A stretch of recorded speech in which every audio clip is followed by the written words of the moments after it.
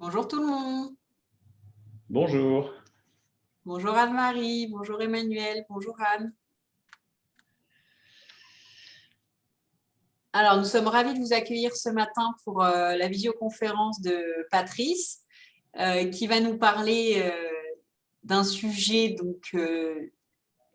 sans fin, qui est comment développer une culture vraiment centrée client. Donc, Patrice, je vous laisse la main sur la visio. Si jamais vous avez des questions, n'hésitez pas à les mettre dans le chat. Et comme ça, on vous donnera la parole au fur et à mesure.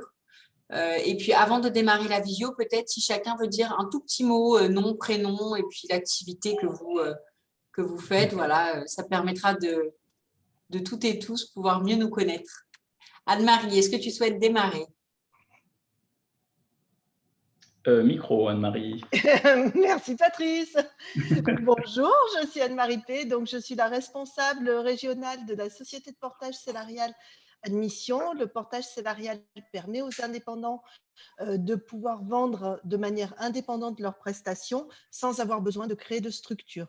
Et donc, nous mettons à disposition des consultants, des freelances, des formations, du réseau, tout un accompagnement pour développer leur activité.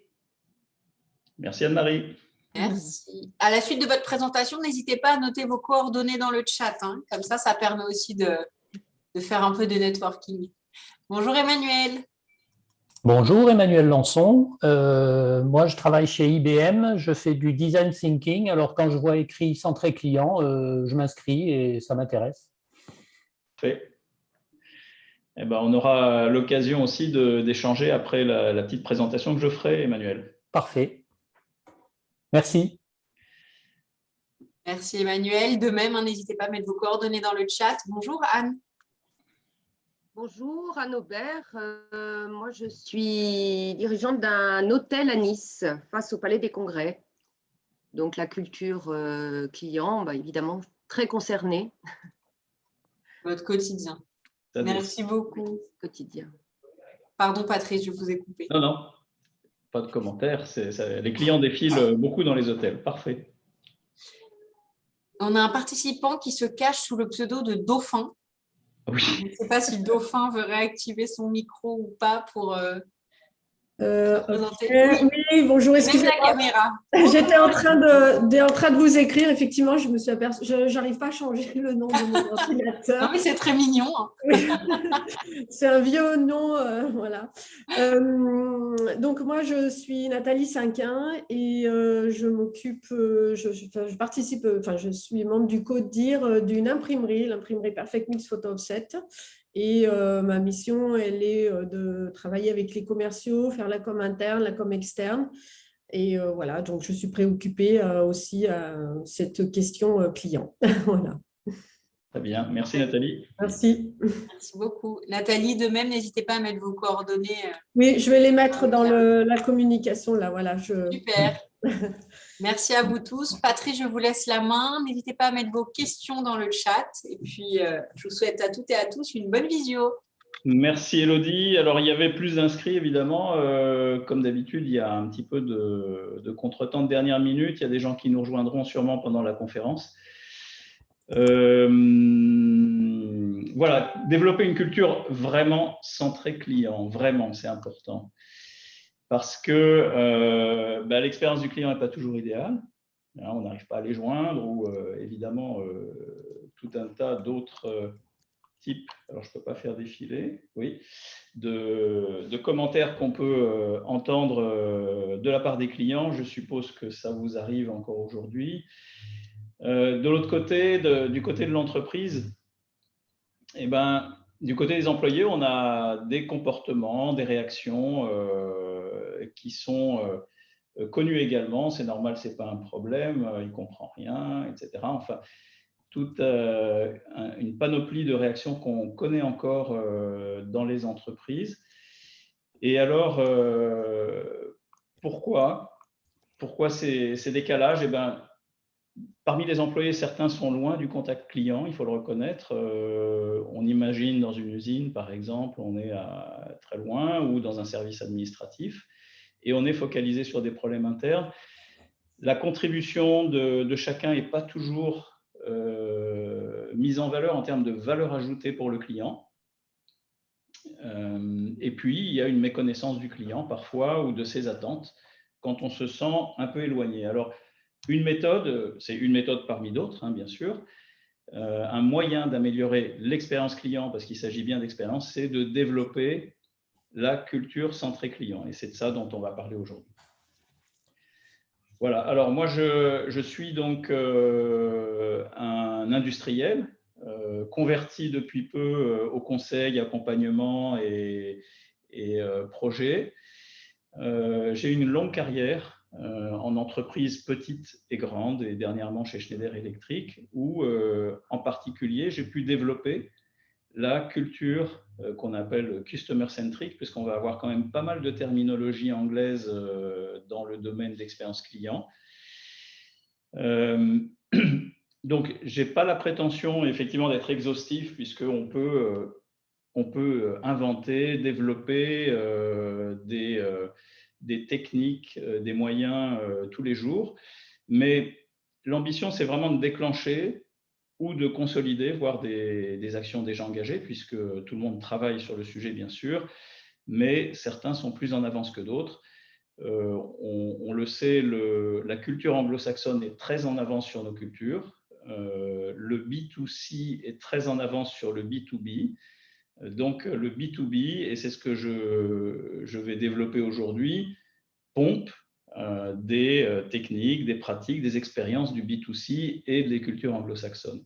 Et on a beaucoup de chemin à faire. Donc, la route est longue et il y a énormément de choses à mettre en place. Et ça va vraiment de la toute petite action rituelle, on va le voir, du quick win, à des actions extrêmement structurelles. Donc, il faudra bien sûr prioriser et ça fera partie donc de la discussion. Alors aujourd'hui, on va parler déjà de pourquoi on s'intéresse à l'expérience client et pourquoi finalement on peut le classer dans les enjeux qualité, même si c'est vraiment très transverse. On va parler de pratiques, d'outils et de processus sur 3 axes. Un, c'est la culture à proprement parler, culture centrée client dans l'entreprise, pardon, hop. Le deuxième pilier, c'est l'amélioration du parcours client. Le troisième pilier, c'est la mesure de la satisfaction client. Et bien sûr, sur ces 3 sujets, les entreprises, même B2B, ont bien sûr commencé à travailler ou déjà fait beaucoup de travail, mais on sait que dans ce domaine, on n'a jamais fini. On peut toujours aller beaucoup plus loin. Donc là aussi, c'est le sujet de discussion. Je vais faire un focus sur 2 sujets qui sont assez peu connus encore dans les PME, ETI et surtout en France, mais qui sont vraiment des sujets clés, même s'ils sont quand même assez structurels et lourds à développer, mais vraiment les 2 sujets qui génèrent sur le long terme le plus de dynamique. C'est une technique, c'est les personas, et puis une méthode, c'est la méthode d'amélioration du parcours client. Ceci pour ne pas avoir que de la théorie ou de la discussion, mais un petit peu de vue sur quelque chose de très pratique. Voilà, et puis, mais là c'est plus pour engager la discussion derrière, choisir son combat, je pense que c'est très important pour ne pas se diluer, pour ne pas se perdre, et pour pouvoir avoir des succès les uns après les autres, il faut bien sûr prioriser. Alors, je ne sais pas si d'autres personnes nous ont rejoints entre-temps. Je continue en tout cas.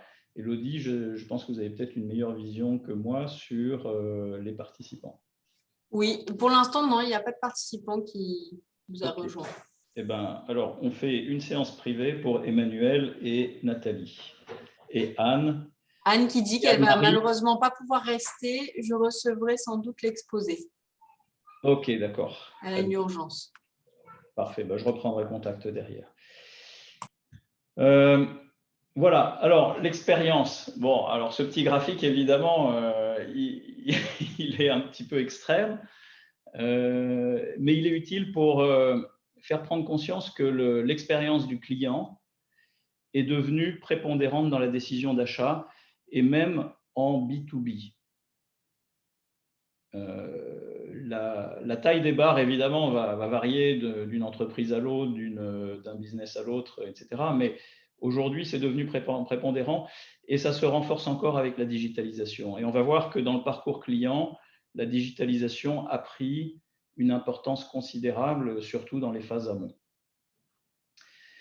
Donc, si l'expérience client devient prépondérante dans la décision d'achat et qu'elle est quand même le résultat de la bonne exécution des processus dans l'entreprise, eh bien, ça devient un enjeu qualité prépondérant. Donc, la migration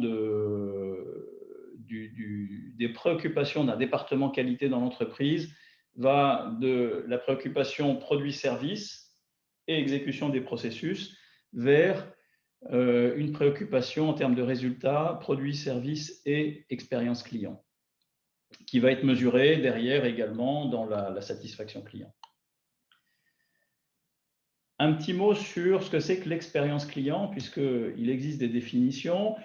Vous verrez souvent apparaître le terme CX, Customer Experience, puisque bien sûr, comme on le disait tout à l'heure, c'est les anglo-saxons qui développent depuis déjà 10 ans, 15 ans, la Customer Experience. Une petite phrase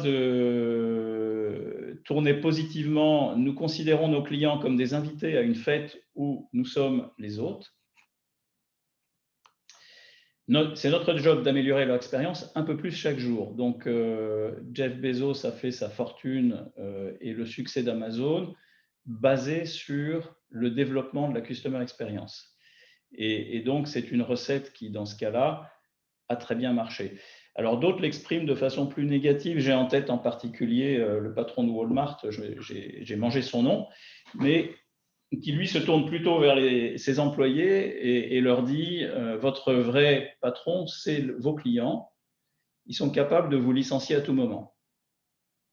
D'accord? Donc, on peut le tourner de façon positive, on peut le tourner de façon négative, mais clairement, ces entreprises ont pris conscience que la Customer Experience est déterminante pour le succès de l'entreprise et évidemment la pérennité.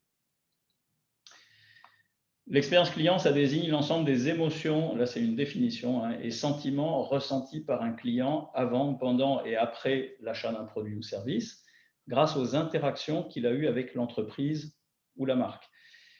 Typiquement, et c'est assez général, mais ça peut évidemment être adapté d'une entreprise à l'autre ou d'un modèle de business à l'autre, il y a l'expérience d'anticipation, donc je recherche une solution, je recherche un produit, expérience d'achat qui peut aller de la demande d'un devis jusqu'au passage de la commande, expérience de livraison qui est la livraison bien sûr, mais tout ce qui est phase amont, et vous le savez d'autant mieux avec Amazon et maintenant un peu tous les systèmes de vente en ligne, que l'information préalable à la livraison est extrêmement importante. L'expérience d'utilisation, de consommation du produit, qui peut aller là aussi du déballage du produit jusqu'à la fin de vie, mais en passant par l'installation, la mise en service, la réalisation du service, etc. Et puis, le support client, très très important, ou ce qu'on appelle le SAV. Donc l'expérience n'est pas quelque chose de matériel, c'est une trace laissée dans l'esprit du client, c'est un parcours émotionnel et c'est ce qui va déterminer l'attachement du client à l'entreprise. Voilà, donc on va passer à un petit peu une liste à la Prévert des pratiques, des outils et des processus qu'on peut mettre en place pour développer l'expérience client, améliorer son expérience, autour de 3 piliers. Un qui est customer-centric culture, à proprement parler, qui va faire en sorte que toute décision prise à tous les niveaux de l'entreprise, par tous les individus de l'entreprise, va considérer également l'impact sur l'expérience client. Aujourd'hui, on considère bien souvent des impacts sur la qualité du produit, sur le coût, sur la réactivité. Eh bien, demain, de plus en plus, il faut que chacun considère l'impact sur l'expérience client Et pour ça, il faut, c'est le deuxième pilier, qu'ils le connaissent, qu'ils connaissent le parcours client avec l'entreprise, qu'on ait une vision claire et qu'on sache comment l'améliorer. Et le troisième pilier, que là aussi beaucoup d'entreprises ont débuté, bien sûr, ou font déjà de façon régulière, c'est de mesurer la satisfaction client. L'intention ici, c'est de surveiller les tendances et de pouvoir régulièrement, pas trop souvent, mais il faut savoir s'adapter, réviser ses priorités. Alors, allons-y. Comment développer une customer-centric culture? Eh bien, là, on a un mélange de rituels, de techniques et de méthodes. D'abord, et donc vous le savez, je ferai un focus là-dessus après, déploiement des personas. Le persona, c'est extrêmement efficace pour développer la culture. Et ça l'est d'autant plus si ensuite les personas, et on va le voir un peu plus en détail ce que c'est, si les personas sont repris dans toutes les segmentations dans l'entreprise par persona. Donc je ne m'étends pas trop puisqu'on va en reparler derrière. J'espère juste que j'ai attiré votre curiosité. La mise en place de rituels, c'est ce qui est vraiment le plus simple à faire et qui est extrêmement efficace sur le court terme. Alors moi, je me souviens d'un rituel que j'adorais mettre en place dans les réunions, par exemple, c'est de laisser une chaise toujours libre. Et c'était la chaise de Mike. Mike, c'était notre persona qui était le machine builder, le constructeur de machines, en tant que segment de client. Et puis, dans la réunion, c'est utile de demander de temps en temps à Mike ce qu'il pense de notre discussion. Surtout quand on voit que la discussion commence à partir sur des sujets purement internes du genre oui, mais j'ai mon fichier Excel à finir, je m'en occuperai après, ou des trucs comme ça. Voilà. Donc, Mike, tu es d'accord avec ça? Non, Mike n'est pas d'accord. Mike, il est focalisé sur son business à lui et il attend que l'entreprise le soutienne, le supporte. Donc, il attend qu'on prenne des actions qui vont directement lui servir. Mise en forme des customer stories, très important. On a l'habitude de communiquer, on avait l'habitude, parce que je ne veux pas évidemment pointer du doigt, mais dans les cultures qui sont les nôtres, c'est encore quand même une pratique. On a l'habitude de pointer du doigt les choses qui ne vont pas bien. Alors, la customer stories, on va raconter l'histoire d'une histoire qui a commencé très mal, où le client était très insatisfait, et qui s'est extrêmement bien terminée, où le client, du coup, est durablement promoteur de l'entreprise, parce que il y a eu une mobilisation donc des ressources internes à l'entreprise, au-delà de leur job, pour aller résoudre le problème de ce client. Très utile de communiquer sur ces customer stories. On peut aussi, dans les projets, les nouveaux projets de développement de produits, de revue de processus ou n'importe lesquels, revoir l'impact sur les Customer Journey Mapping. Customer Journey Mapping, c'est le parcours client. Hein, les CJM, on va revenir là-dessus. Au-delà des exigences classiques qu'on a dans les projets sur les fonctionnalités, les coûts, la qualité, le service, eh bien, on va commencer à revoir l'impact de ce qu'on fait dans les projets sur le parcours client. Voilà. Développer le lean en général, c'est aussi développer la culture centrée client, puisque le lean, que ce soit dans la revue d'un processus spécifique ou au niveau d'un lean management d'organisation, le lean va identifier les tâches à valeur ajoutée et les tâches sans valeur ajoutée. C'est le point de départ du lean, ce qu'on appelle les Team Wood ou les 7 MUDA, et on va chercher à optimiser les processus par rapport à la valeur ajoutée, donc par rapport au client. Voilà, donc encore une fois, ce n'est pas exhaustif, mais c'est des points importants. Passons au parcours client. Le parcours client donc, consiste à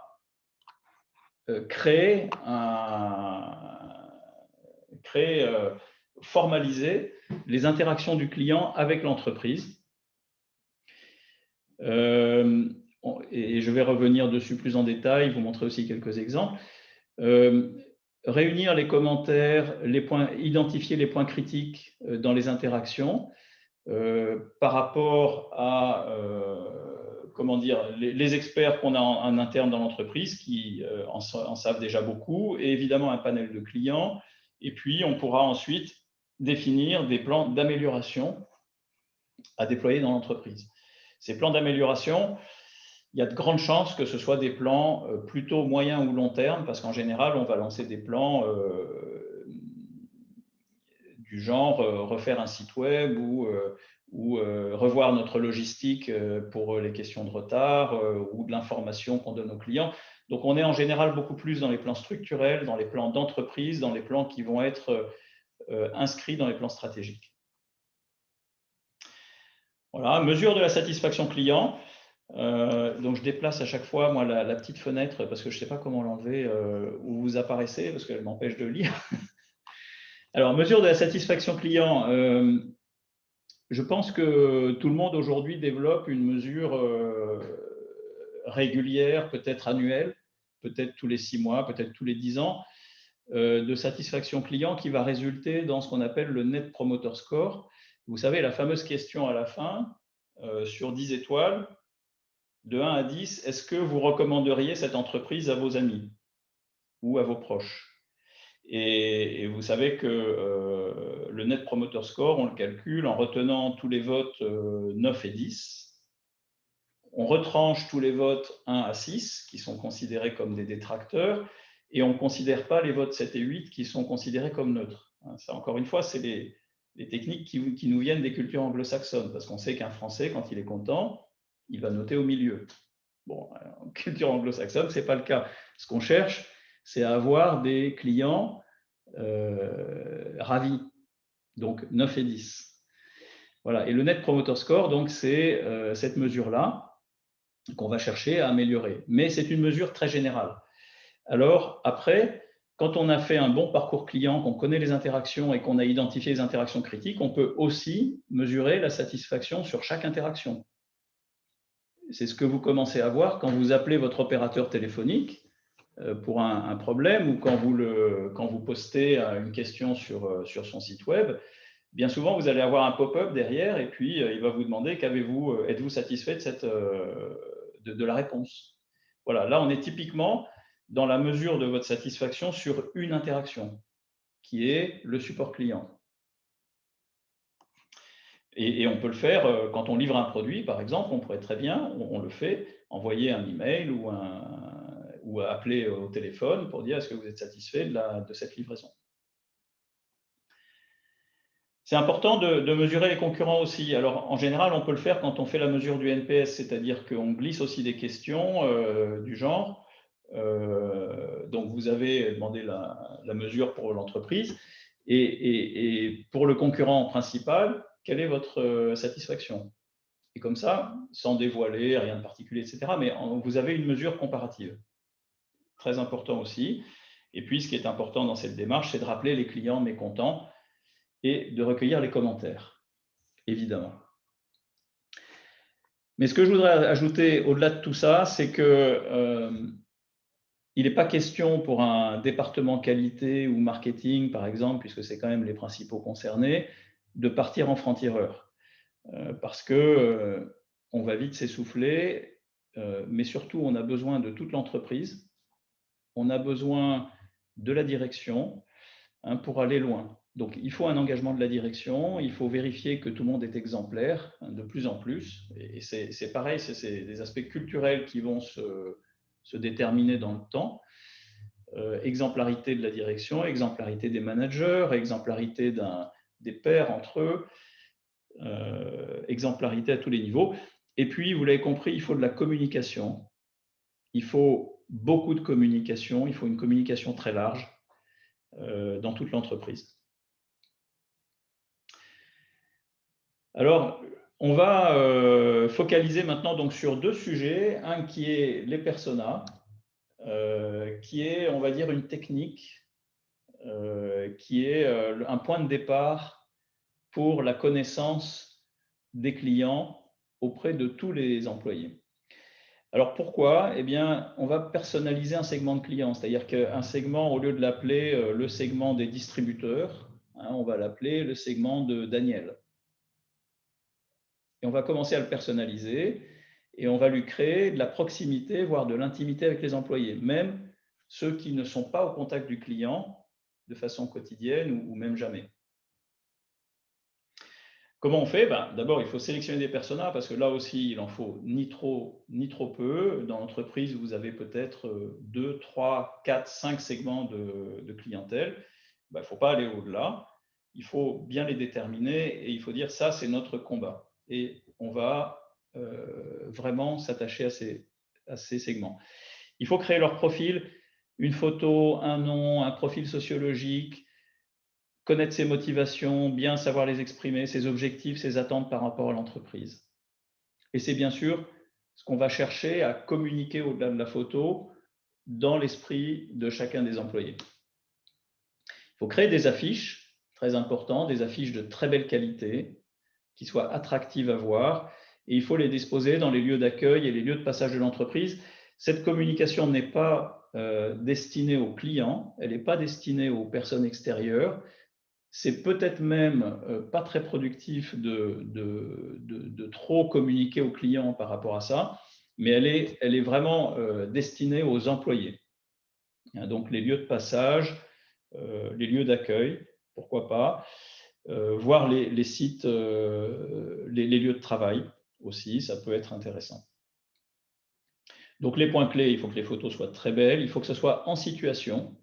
Il faut qu'il y ait peu de texte, mais quand même, il faut qu'on ait détaillé ce qu'on a dit au-dessus. J'ajouterais aussi que si la photo, on va le voir, du client est une photo d'un de nos vrais clients actuels à nous, c'est encore mieux, hein, plutôt que d'aller la pomper sur Internet ou autre.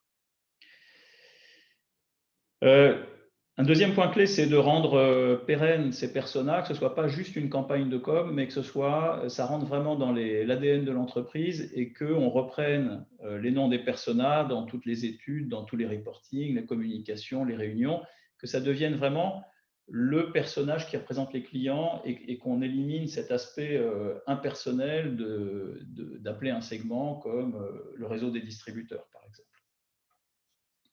Voilà, alors je vous ai préparé quelques exemples qui sont purement fictifs, hein, qui ne sont pas ceux de Schneider, bien sûr, et qui ne sont probablement pas les vôtres non plus. Imaginons que dans l'entreprise, eh bien, on ait un segment de clientèle qui est tous les responsables de maintenance des usines. Voilà, on va lui donner un nom. Là, c'est Malik. Il est en situation dans son entreprise, au niveau de ses machines. Bon, il a 48 ans, il est ingénieur, il habite pas loin de l'usine. Et puis, on va développer un petit peu pourquoi est-ce qu'il se lève le matin, quelles sont ses motivations dans son travail, pour son entreprise, et qu'est-ce qu'il attend de nous. Ne pas être réveillé le dimanche matin, par exemple. Voilà. Donc, on va développer les choses qui sont importantes pour lui. Voilà. Un autre exemple, on pourrait avoir, si vous avez du personnel soignant dans la clientèle, eh ben, on va lui donner un nom. Sonia, elle est en situation, une belle photo. Et on va s'attacher à définir brièvement, mais de façon assez précise, les critères, les caractéristiques de son segment. Ou encore Gary, le garagiste. Voilà. Donc pour les personas, on a maintenant des belles photos, on a des caractéristiques, eh bien on va les communiquer. On fait des séances de communication, mais on fait surtout aussi beaucoup de publications. Et puis, on reprend toujours autant que possible dans les réunions, dans les reportings, toujours ces noms qui deviennent vraiment la personnalisation de nos segments. Je vais passer au parcours client, Customer Journey Mapping. Et voilà, donc le parcours client, la Customer Journey Mapping, c'est quoi? Eh bien, d'abord, on fait une Customer Journey Mapping par persona parce qu'il n'est pas du tout évident, et c'est même en général le cas, que chaque persona a un parcours d'expérience avec l'entreprise qui lui est propre. Si je reprends l'exemple d'une entreprise industrielle, le distributeur d'un produit a un parcours avec l'entreprise qui est très différent de l'utilisateur final. D'accord? Donc, on peut avoir, bien sûr, donc on a identifié des personas différents pour ces deux segments de clientèle. Eh bien, on fait une Customer Journey Mapping, un parcours client par persona. On identifie les interactions de ces personas avec l'entreprise et la marque. Donc, on l'a vu tout à l'heure, les 4 ou 5 grandes classes d'interaction. Et puis, à l'intérieur de ces classes d'interaction, eh évidemment, on a des sous-classes plus en détail qu'il faut évidemment identifier également. Et par rapport à ça, certaines sont plus importantes que d'autres. On appelle ça les moments de vérité, c'est-à-dire c'est les interactions sur lesquelles le client peut être très, très, très fidélisé parce qu'il va avoir une expérience inoubliable, ou au contraire, sur lesquelles il peut jeter l'éponge. Et là, quand il jette l'éponge, c'est très durablement, donc il ne reviendra pas. Et alors, ces moments de vérité vont être particulièrement importants, particulièrement priorisés dans les actions d'amélioration. Il ne faut pas oublier de noter là où on se sent fort, là où on se sent faible, ou là où on a des points de risque, parce que c'est bien sûr le point de départ pour soit capitaliser sur les points forts, soit définir des plans d'amélioration. Comment on s'y prend pour créer un parcours client, une CJM? Eh bien, c'est avant tout, parce qu'on va démarrer d'une feuille blanche, donc avant tout, on va réunir une équipe d'experts internes qui connaissent les clients. En général, on va avoir le marketing, la qualité, les ventes, le support client. Mais bien sûr, en fonction de l'industrie, on peut avoir d'autres représentations. On crée un parcours client avec notre connaissance interne. On l'élabore au maximum en parcours, en moment de vérité, en points forts, points faibles, en priorisation. Et puis, on commence à valider avec des clients. Comme vous êtes des industries, IBM, imprimerie, vous avez des clients identifiés. Certains sont beaucoup plus collaboratifs que d'autres. Certains sont leaders sur leur secteur, certains non. Donc, vous allez choisir quelques clients et vous allez valider, compléter la CJM avec eux. Il ne faut pas être trop, comment dire, dans le détail parce qu'on ne va pas, bien sûr, fatiguer nos clients, mais il faut s'assurer qu'on a une vision correcte par rapport à ce qui est leur vision à eux ou ce qui est leur vie au quotidien. Et puis, bien sûr, on va maintenir ces CJM dans le temps. Ça ne doit pas bouger fréquemment parce qu'on est sur des aspects, comme on le disait, un peu structurels. Donc, cette CJM ne va pas évoluer tous les mois, mais peut-être tous les 6 mois, tous les ans, en fonction des actions qu'on aura fait, on sera capable de revoir les situations, voire la modification des interactions. Et puis, on peut évidemment l'améliorer au travers des enquêtes de satisfaction, des verbatims, c'est-à-dire les commentaires qu'on a recueillis, les mémos des visites clients ou tous les commentaires qu'on peut collecter. Donc, ne pas oublier de faire vivre cette Customer Journey Mapping. Je vous ai mis 2 exemples derrière, ou 3 exemples, parce que, évidemment, la représentation va être importante parce que ça va servir aussi de communication. C'est donc des aspects techniques, mais des aspects qui vont être culturellement forts pour le développement donc de la culture. Vous voyez qu'en général, c'est toujours pareil, c'est-à-dire on définit en haut les interactions, les étapes, hein, considérer, découvrir, sélectionner, vérifier. Donc là, ça, je crois que c'est un promoteur immobilier ou une banque hein, qui va développer ça avec un persona qui est le cadre heureux qui va s'acheter une maison.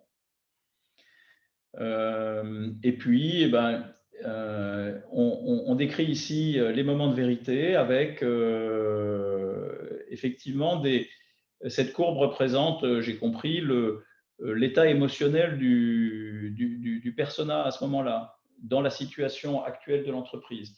Il semblerait que ce client, qu'on pourrait appeler, je ne sais pas moi, Arthur, il soit en général avec l'entreprise pas très content quand il est dans la phase de sélection. Et qu'au contraire, dans la phase considérer, découvrir, il est plutôt très satisfait du service que lui rend l'entreprise. Voilà, et puis évidemment d'autres aspects. Vous voyez qu'on peut aussi présenter ça avec quels sont les départements dans l'entreprise qui sont impliqués dans cette interaction ou qui influencent l'état émotionnel du client à ce moment-là. Ou bien carrément montrer de façon beaucoup plus claire, vous voyez, l'état émotionnel du client à ce moment-là. Donc voilà, différents types de représentations. Je vous ai mis ces images pour vous faire comprendre aussi que vous trouverez beaucoup de documentation sur Internet, en général en anglais, puisque encore une fois, c'est eux qui développent et qui ont développé en premier, que ce soit sur les personas ou sur la Customer Journey Mapping. Donc ça peut vous donner aussi une vision beaucoup plus précise, détaillée ou vaste, ou même vous pouvez peut-être retrouver d'ailleurs des exemples de votre métier sur Internet. Voilà pour tous les aspects un petit peu techniques. Ce que je voudrais juste à la fin, on est sur des sujets où il y a beaucoup de tiroirs, comme on l'a dit, où les efforts à faire sont plus ou moins importants et les impacts plus ou moins importants.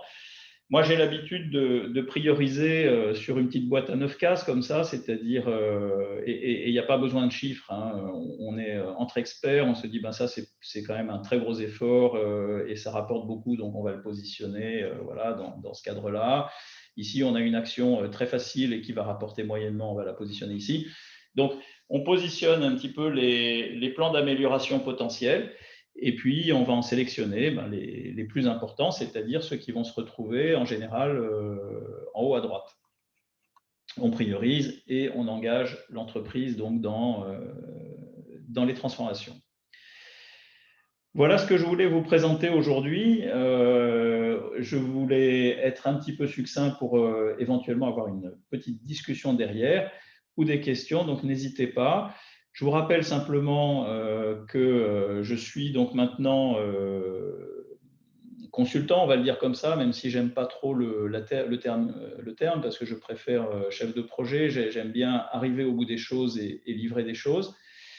Mes domaines de spécialité sont l'expérience client, comme je viens de parler aujourd'hui, mais aussi tout ce qui est implémentation de l'efficacité, du lean management. Je m'adresse plutôt aux PME et aux entreprises de taille intermédiaire pour améliorer les performances du compte de résultat, c'est-à-dire le bas du compte de résultat plutôt, et la satisfaction client donc de vos clients. J'ai un site internet, vous voyez, placonseil.com, que j'ai développé récemment, numéro de téléphone et email, n'hésitez pas à me contacter. Voilà, je ne sais pas, Élodie, est-ce qu'on a des questions dans le chat ou, Merci Patrice. Non, pour le moment, on n'a pas de questions dans le chat. Anne-Marie, Nathalie, Emmanuel, est-ce que vous avez des questions, des remarques, des retours d'expérience? Moi, j'ai toujours tout un tas de questions. Quand je me connecte à une visio, c'est pour poser des questions parce que ça m'intéresse. Alors, l'expérience client, effectivement, on en entend bien parler dans les sociétés qui ont plus de 50 salariés. Nous, sur notre région, on a beaucoup de petites sociétés qui ont même moins de 10 salariés. 95% du tissu, pratiquement, est constitué de petites sociétés. On peut mettre en place ce type d'organisation rapidement, facilement et simplement, même pour des petites sociétés? Oui, bien sûr, Anne-Marie. Je pense que ce soit dans le domaine de la revue de processus, de l'efficacité de processus, de l'expérience client, cette question revient souvent parce que les entreprises de petite taille ont l'impression qu'elles n'ont pas les moyens de se lancer dans des plans de ce type. En fait, on adapte évidemment, la question étant surtout qu'on ne peut pas rester sans développer l'expérience client, quelle que soit la taille de l'entreprise. Alors, évidemment, il faut s'attaquer au problème à son échelle, avec ses moyens. Donc, on développe ce qu'on considère comme prioritaire et au niveau, comment dire, d'effort qui est le nôtre. Hein. Mais on va forcément travailler l'expérience client, sinon demain, on sera dépassé par les autres. Et je ne voudrais pas rappeler encore une fois comment Amazon est parti de zéro et finalement pompe le business même des petites et des grosses entreprises aujourd'hui parce qu'ils ont développé l'expérience client. Donc, c'est imparable. Dans les petites entreprises, eh bien, peut-être que ça va être un exercice purement intellectuel qu'on fait dans la seconde parce que on est 3 personnes et tout le monde connaît déjà parfaitement le sujet. Donc, on va simplement, dans une discussion, faire une Customer Journey Mapping mentale et puis se dire, l'année prochaine, voilà ce qu'on va développer. Mais cet exercice, il est de toute façon fait, quelle que soit la taille de l'entreprise, et la méthodologie, elle doit rester la même si elle devient mentale à un moment donné et effectuée en quelques secondes. Et si j'y connais rien justement sur l'expérience client, mais vraiment là je me suis connectée, j'en avais jamais. Alors moi j'en ai déjà entendu parler, mais si par exemple je suis une petite société, dirigeante d'une petite société, j'en ai jamais entendu parler. Et ma société est en perte de vitesse et j'ai vraiment besoin d'installer ça auprès de mes équipes. Je n'ai personne qui connaît ce sujet. Est-ce que éventuellement on peut faire une formation en amont avant de mettre en place en fait tous les outils avec l'équipe, du moins pour former en fait les assistantes de la société?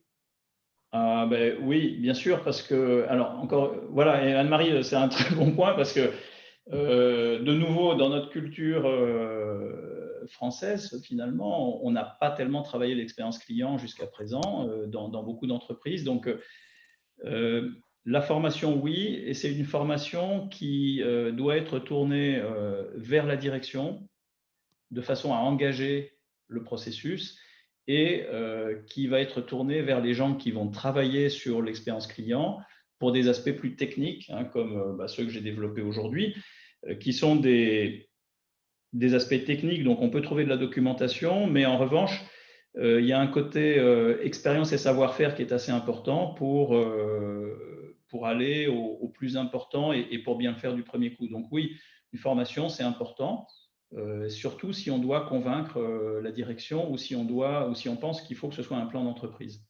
Et puis il y a des prises en charge aussi sur la formation, du moins la formation, elle peut être prise en charge par les fonds collecteurs.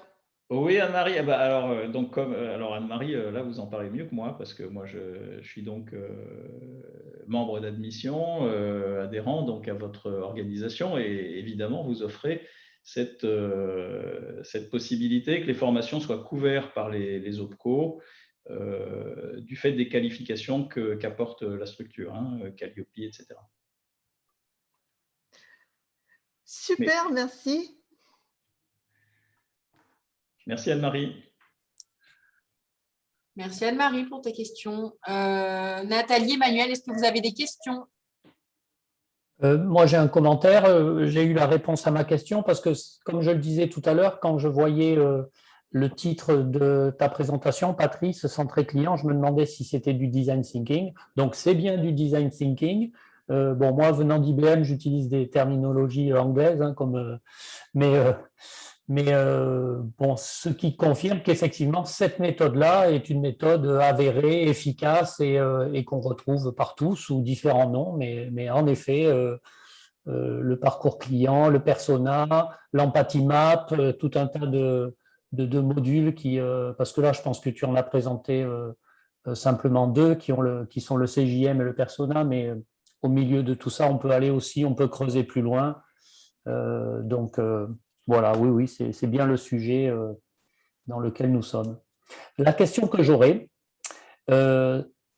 c'est que le design thinking, oui, on fait beaucoup en commençant par, pour répondre à Anne-Marie, une éducation pour que l'entreprise se familiarise avec ce qui va se passer quand on va faire avec eux un atelier de design thinking. Et ça, c'est ce qu'on fait au début, c'est-à-dire que c'est à partir de ça et à partir du tableau à 9 cases que tu as montré qu'on va prendre des directions, des décisions, des choses comme ça. Il y a un autre aspect, moi, du design thinking, que je ne sais pas trop prendre en compte ou mettre dans quelle partie, c'est aujourd'hui, j'achète une paire de chaussettes à la FNAC, je prends un vol sur Air France, je vais à un hôtel, je fais n'importe quoi, je reçois dans la minute qui suit un mail qui va me demander si j'ai apprécié mon expérience d'achat. Donc, ça veut dire que ça, c'est des informations qui sont capturées a posteriori. Comment ça rentre? Est-ce que tu saurais dire, Patrice, comment ça rentre, ces sondages qu'on fait en permanence auprès des utilisateurs comment ça va alimenter le premier workshop et comment on va itérer là-dessus? Oui. Alors, là, je peux parler de l'expérience Schneider qui a mis en œuvre un certain nombre d'outils parce que dans le domaine des outils, évidemment, là aussi, il y a une panoplie. Donc, chacun doit choisir la voie où il va partir. Et attention, ce sont des voies durables parce qu'on ne change pas d'outils tous les jours dans ces niveaux-là. Ce sont des outils qui sont très intrusifs puisque justement, ils vont ils vont détecter chaque interaction du client avec l'entreprise et ils vont s'adresser au client. Donc, c'est vraiment très intrusif. Ça fait appel aux bases de données très internes dans l'entreprise. Voilà. Donc, chez Schneider, il y a eu une migration c'est des migrations qui durent 10 ans. Hein. Il faut pas à la taille de l'entreprise Schneider. Par contre, à la taille d'une PME, bien sûr, ça peut être beaucoup plus agile. On avait historiquement une enquête de satisfaction globale tous les ans. D'accord ? Cette enquête, elle était faite par une entreprise externe avec le téléphone, le crayon. On enregistrait aussi les conversations qui étaient transcrites, etc. Il y a eu, on a modifié ça pour une enquête tous les ans, toujours, plus l'enquête sur les interactions clients. Et pour ça, on a implémenté un outil qui s'appelle Medallia. Medallia qui est donc sur le marché un espèce de CRM, enfin c'est pas un CRM, pardon, c'est un outil d'enquête de satisfaction client. Et dans cet outil-là, on connecte l'outil aux bases de données internes et aux processus internes de l'entreprise. Et puis, on détermine, on configure pour chaque interaction le type d'enquête. Et effectivement, ça résulte soit par l'expédition d'un email, si, par exemple, pour nous, les livraisons de produits, c'était adressé, en tout cas, il y a 5 ans, parce que maintenant, ça doit être peut-être des emails. On adresse un email à celui qui reçoit le produit pour lui demander sa satisfaction, enfin les 3 questions clés dans ce cas-là. Les enquêtes sur les interactions sont très, très brèves. Hein. Il faut 3 questions maxi, sinon le client s'essouffle. Pour ce qui est des recherches de produits, ou plutôt du support technique, on va dire, le client avait la possibilité de placer sa question directement sur le site support technique de Schneider Electric. Donc là, Medallia était en interaction avec l'outil du support technique et il était capable d'envoyer un pop-up au client juste quand il avait posté sa question, quand il avait terminé. Donc, différentes méthodes pour capturer l'avis du client, mais tout basé autour d'un outil qui est encore une fois très intrusif.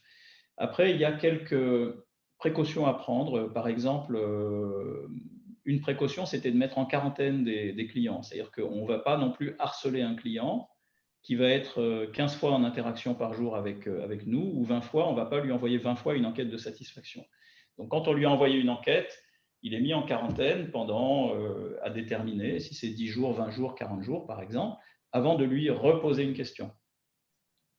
Voilà, donc il y a quelques petites techniques qui se trouvent, qu'on définit pendant le développement, pendant le paramétrage de l'outil, le paramétrage étant la question essentielle, bien sûr, une fois qu'on a défini les interactions.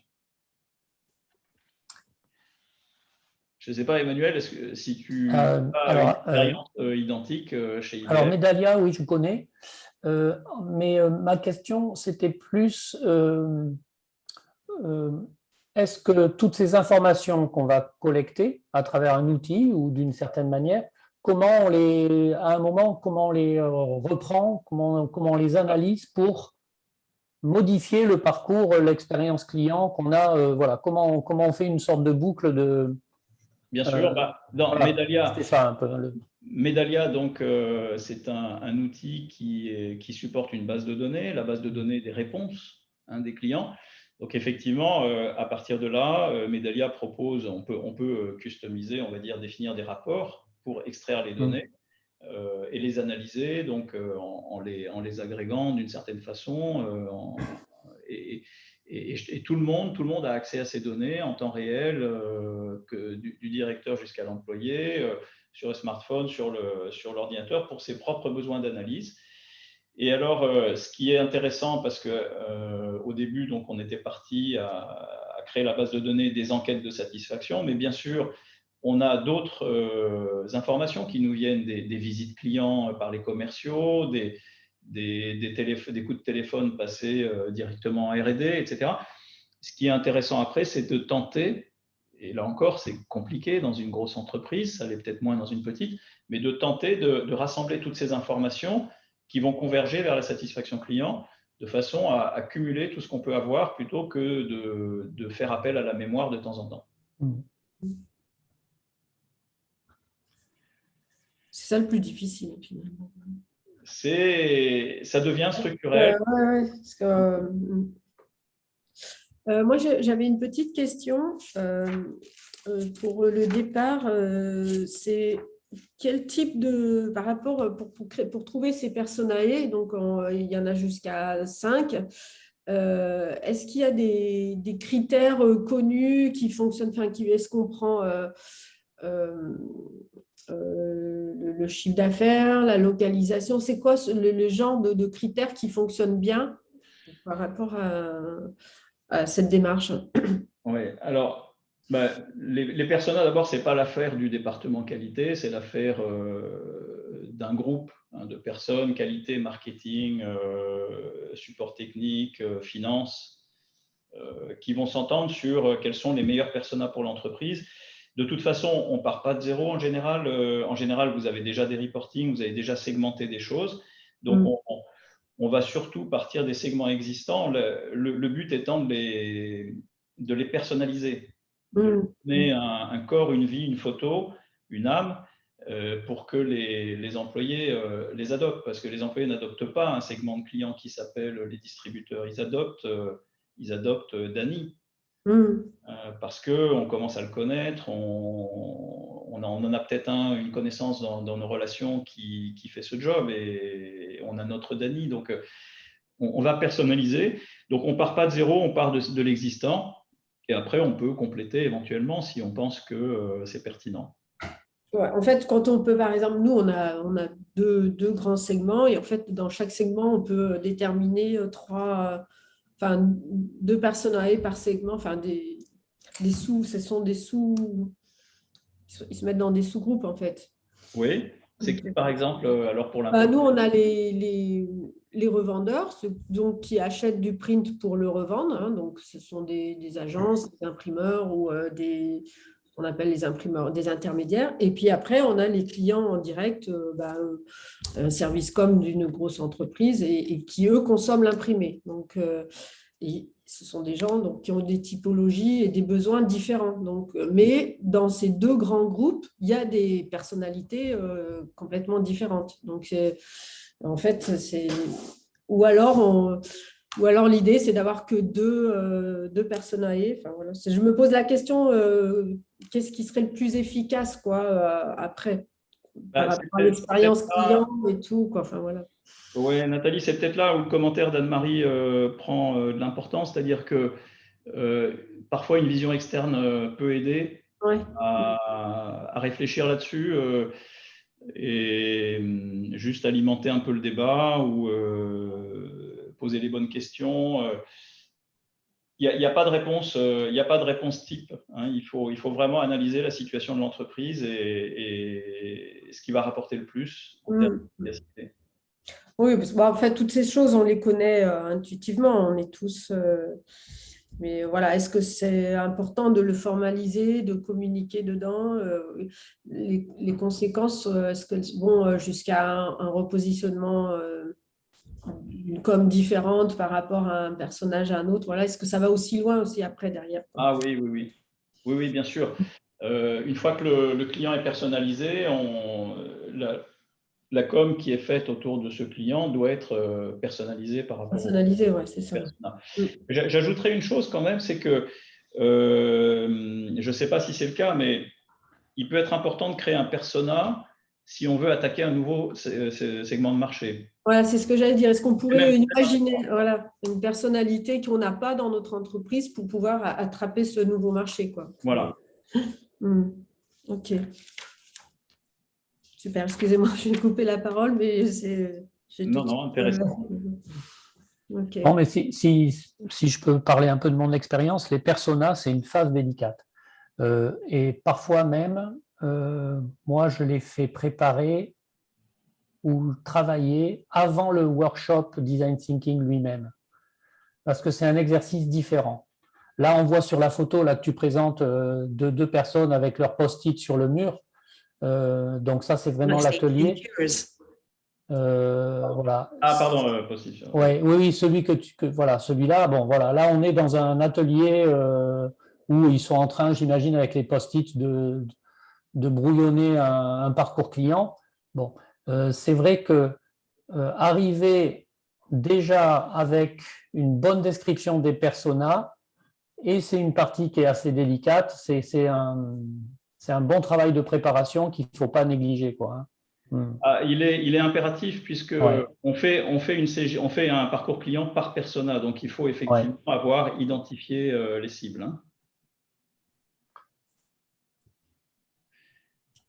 Merci pour le commentaire, Emmanuel. Voilà, est-ce que vous avez d'autres questionnements ou commentaires? Très bien, Élodie. Pardon, j'étais en ligne avec un adhérent. Oui, un nouvel adhérent. Un client, donc, un persona. Je vous remercie beaucoup pour votre participation à toutes et à tous. Patrice, je laisse le chat ouvert, comme ça vous pouvez faire un copier-coller des coordonnées. Ah oui. Je vous le laisse. Sachez que vous retrouverez donc le replay sur le site internet de l'UPE06, donc n'hésitez pas à diffuser autour de vous, ainsi que la présentation de Patrice sur le site de l'UP dès lundi. Oui, je vais la communiquer, donc ok. Pas de problème.